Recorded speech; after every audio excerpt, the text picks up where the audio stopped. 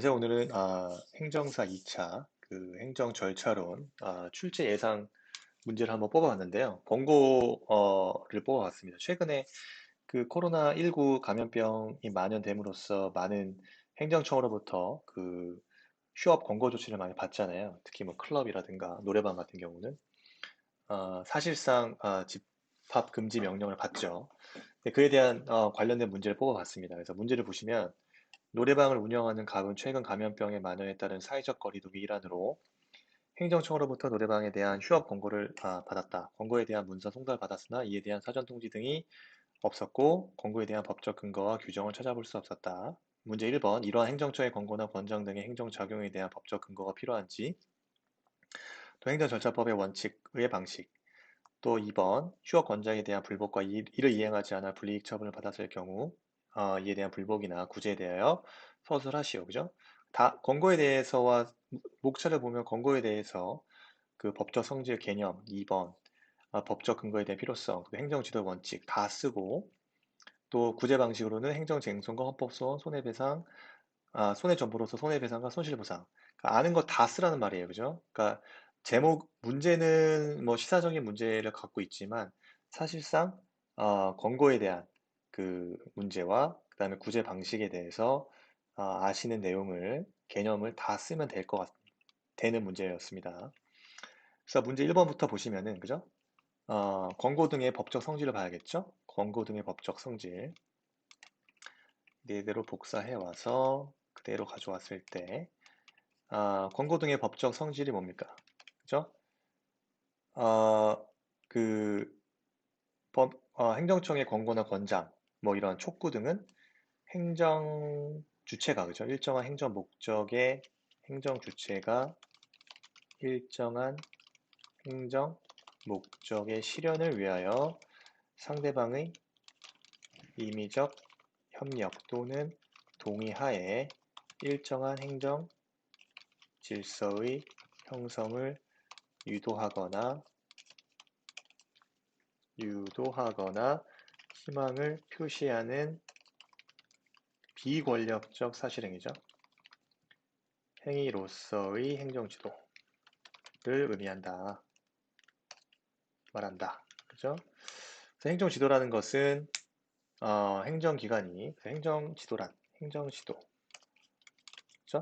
행정기관이 그 소관 사무의 범위 내에서, 그죠? 일정한 행정 목적을 실현하기 위하여 특정인에게 일정한 행위를 하거나 하지 아니하도록 지도, 권고, 조언 등을 하는 행정작용이다.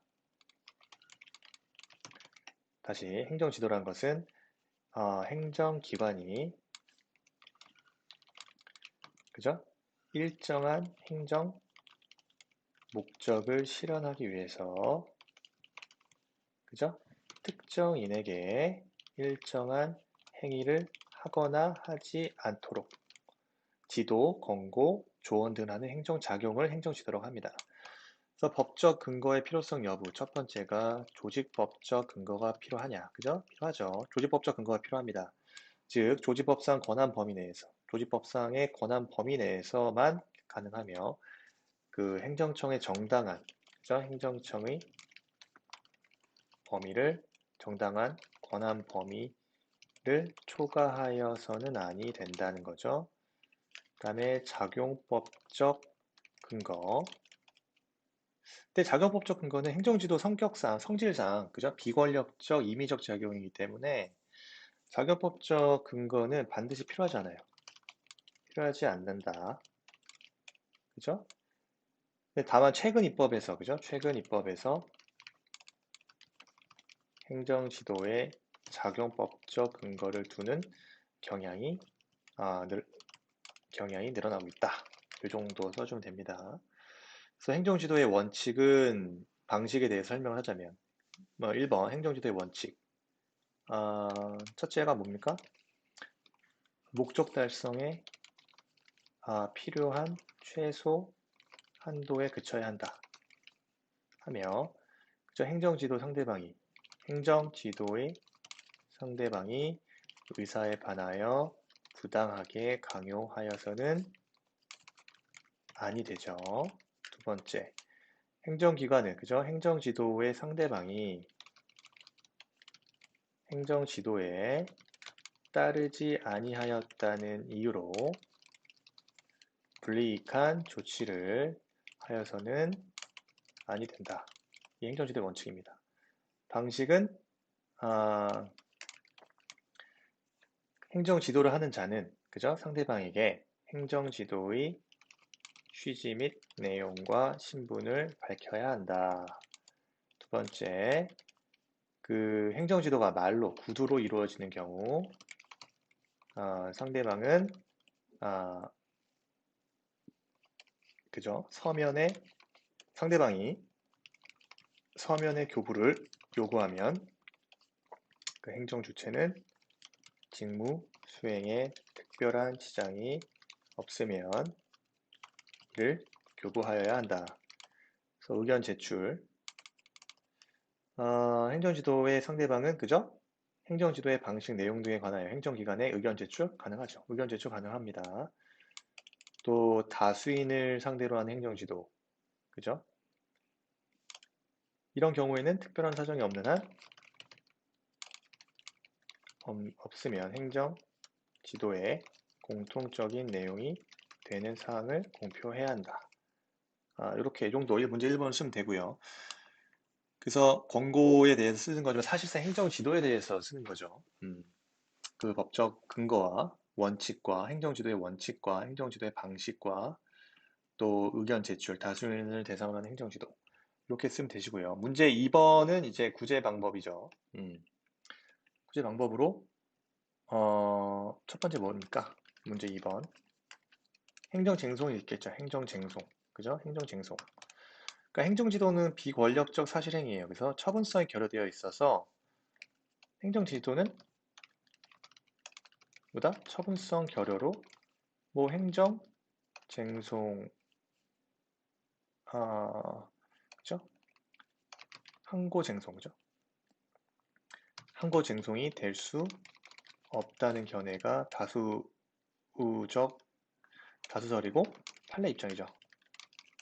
그래서 판례에 따르면 그죠? 행정지도는 그죠? 권고 내지 협조를 요청하는 권고적 성격이기 때문에 권고적 성격으로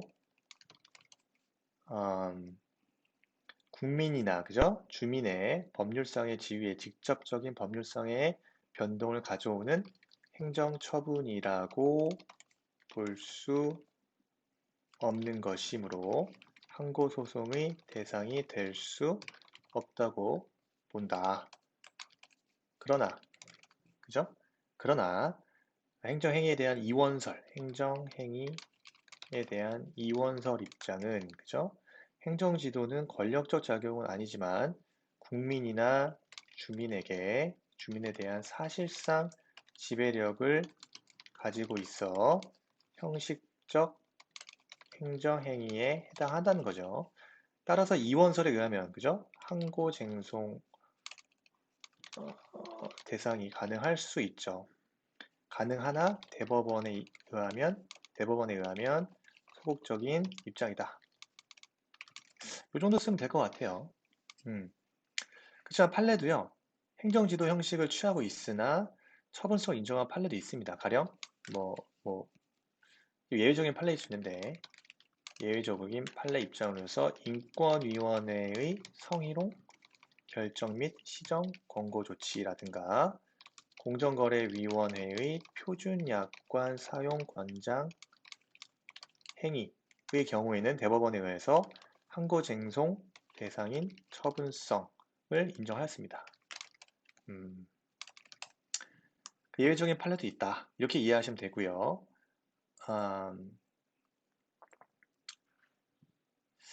그렇지만 이런 말도 있죠. 한편, 그죠? 행정지도에 따르지 않았다는 이유로, 그죠? 불이익한 처분을 받은 경우에는 그 처분에 대하여는 행정쟁송을 제기할 수 있다. 그죠? 이 부분. 행정지도에 따르지 않았다는 이유로 불이익한 처분하면 안 되죠. 네, 안 되죠. 그게 아까 목차에서 보셨던 행정지도의 원칙입니다. 그런데 행정지도에 따르지 않았다는 이유로 불이익한 처분을 받았다면 그 처분에 대해서는 행정징송을 제기할 수 있다고 봐요. 그죠? 이런 경우에는 항고 쟁송을 통해서 당연히 쟁송을 통해 구제 가능하다는 거죠.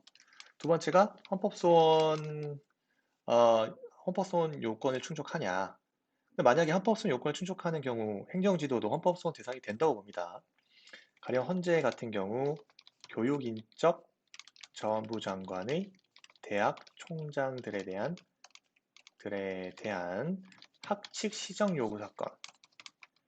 요 사건에서는요, 교육인적 자원부 장관의 대학 총장들에 대한 학칙 시정 요구 사건에서 아, 그 학칙 시정 요구에 대한 법적 성격을 대학 총장의, 그죠? 대학 총장의 대학 임의적인 협력을 통하여 그 사실상 효과를 발생시키는 행정지도 일종으로 보았고요, 그죠? 이런 경우는 행정지도의 일종이지만 그 성격이, 그죠?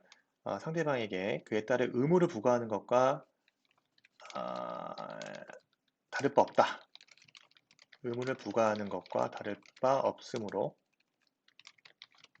그죠? 단순한 행정지도로서의, 그죠? 한계를 넘어 규제적, 구속적 성격을 상당히 강하게 갖는 것으로서 헌법소원의 대상이 되는 공권력의 행사라고 볼 수 있다. 이렇게 판시한 바 있습니다. 헌재 같은 경우는 학칙 시정 요구 자체가 행정지도 일종으로 보았고 이거는 상대방에게 강한 의무를 부과하는 것과 다를 바 없기 때문에 그 단순 행정지도로서의 한계를 넘어섰다. 그래서 규제적, 구속적 성격을 강하게 갖는 것이므로 헌법성이 되는 공권력의 행사라고 볼 수 있다라고 판시한 바 있습니다. 세 번째라 손해전보죠. 손해전보면 첫 번째 손해배상, 두 번째 손실보상이 있겠죠. 그죠? 마찬가지로 행정지도의 임의성에 의해서 그죠? 행정지도에 따를지 여부에 대해서 상대방에게 완전한 자유가 보장되어 있기 때문에 그죠? 행정지도와 손해 사이에는 인과관계가 형성될 수 없어 피해자의 배상 청구권은 인정되지 않는 경우가 일반적입니다. 근데 행정지도가 구체적 구체적 사안에 대해서 강제성을 가지는 경우 이런 경우는 법적 근거 없이 이루어진 행정지도는 위법이 되고 권력적 사실 행위로 보아서 또한 잘못된 지식이나 미흡한 기술 등을 제공하여 상대방이 잘못된 임의적 행위를 하도록 유발시키거나 불측의 손해를 발생시킨 경우 또는 행정기관이 사실상에 관련된 정보를 모두 가지고 있는 경우 이런 등등의 이런 경우에는 권력적 사실 행위로 봐서 손해배상 인정할 수 있습니다. 그러니까 원칙은 인과관계가 성립이 안 돼요. 원칙은 손해배상 인정이 안 되는 거예요. 왜? 어, 행정지도와 그죠? 손해 사이에 인과관계가 형성되지 않기 때문이죠. 그 논거가 뭐예요? 행정지도의 임의성 때문입니다. 그러니까 행정지도에 따를지 여부는 상대방에게 그냥 완전한 자유가 있는 겁니다. 그래서 행정지도와 손해 사이의 인과관계는 형성될 수 없다고 보지만 행정지도가 구체적 사안에 대하여 강제성을 가지는 경우 어, 그런 경우 법적 근거 없이 이루어진 행정지도는 위법하고 권력적 사실행위로 볼 수 있기 때문에 이런 경우는 손해배상도 인정이 된다는 거고요. 두 번째, 손실보상. 그 원칙적으로 손실보상 청구권은 부인이 돼요. 원칙적 부정, 부인이 됩니다. 왜냐? 피해자의 자유의사에 의한 운락, 협력에 의하여 불이익을 수인한 것으로 보기 때문에 볼 수 있기 때문에 그에 대한 손실보상 청구권은 부인이 되지만 그저 다만 행정주체의 우월한 지위를 바탕으로 한 행정지도는 권력 행사에 준하며 상대방에게 특별히 희생이 이루어졌다면 손실보상 가능하다는 주장도 있다. 그래서 뭐 검토컨대 그죠? 행정지도가 국민에게 그죠? 구체적 사안에서 신뢰를 형성시킬 요건을 갖추고 있고 그로 인한 예측할 수 없는 손실에 대하여는 그러한 손실에 대하여서 국가 스스로 그죠? 적정 보상을 하는 것이 어떤 행정 지도에 대한 국민의 신뢰를 보호하고 하는 결과를 가져온다. 그죠? 행정 지도의 신뢰성이 제고될 수 있다. 그렇기 때문에 손실보상도 뭐 예외적이지만 행정 주체의 우월한 지위를 바탕으로 한 행정 지도는 권력 행사에 준하고 또 상대방에게 특별한 어떤 희생이 이루어졌다면은 손실보상도 가능할 수 있다. 이렇게 검토를 해서 마무리하면 될 것 같습니다. 음, 꽤 자세하게 구체적으로 지금 해설이 됐고요. 어쨌든 요즘 최근에 그 코로나 감염 사태 이후로 이런 문제가 이번 올해에는 출제될 가능성이 매우 유력하죠. 잘 정리하시면 좋을 것 같습니다. 오늘 출제 예상 테마는 이것으로 마치겠습니다. 감사합니다.